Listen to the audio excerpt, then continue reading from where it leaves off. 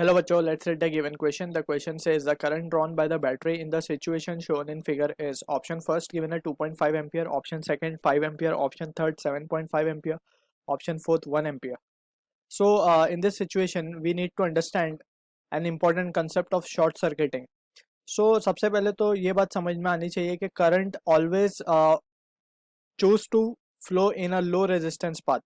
ठीक है, let's suppose we have a resistance, ठीक है ना, ऑफ आर ओम्स एंड यहाँ से अगर लेट से करंट आ रहा है I, so if we short circuit this resistance, यानी कि हमने एक बाईपास लगा दिया है, just we have connected a wire across it and अब अगर हम यहाँ पे केयरफुली एनालाइज करें, so no current will flow through this resistance, all the current will flow through this wire and this resistance will be as if it is no more in the circuit.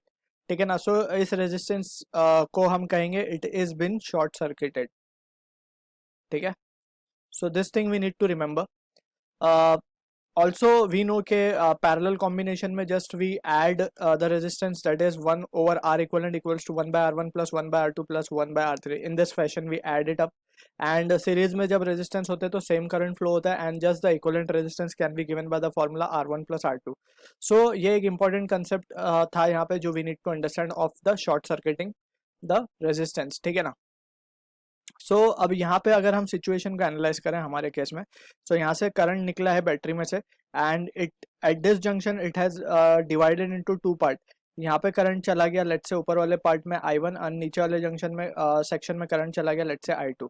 अब जब ये I1 ऊपर वाले section में जाएगा, so after passing through this 2 ohm it will take the low resistance path, that means this 2 ohm resistance in between will be no more in functional over here, क्योंकि इसमें कोई करंट ही पास नहीं हो रहा, और the same current will pass through this 2 ohm resistance over here and finally I1 जो गया था वहां पे I1 यहाँ से आके और I2 यहाँ से आकर के मिलके टोटल करंट I वापस आ जाएगा सर्किट में.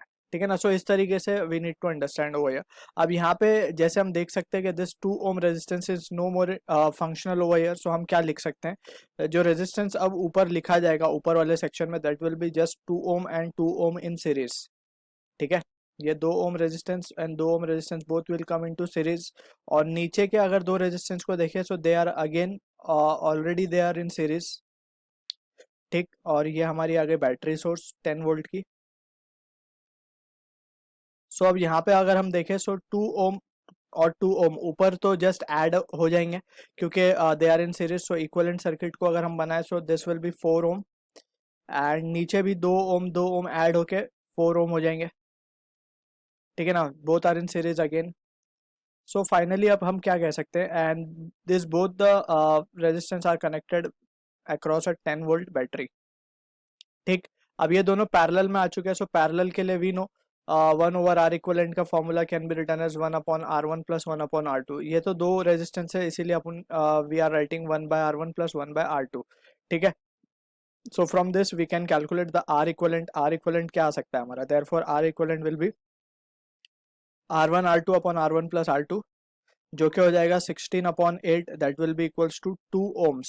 यानी कि इफेक्टिव रेजिस्टेंस हमारा 2 ohm आ रहा है across the battery 10 volt. So current कितना हो जाएगा, current can be given by the ohm's law, that is I will be equals to V upon R. ठीक है, R equivalent basically. So V तो 10 है, R इक्वलेंट हमें 2 मिला है, so current comes out to be 5 ampere, जो कि match होगा हमारा ऑप्शन 2 के साथ. I hope you understood the solution. All the best.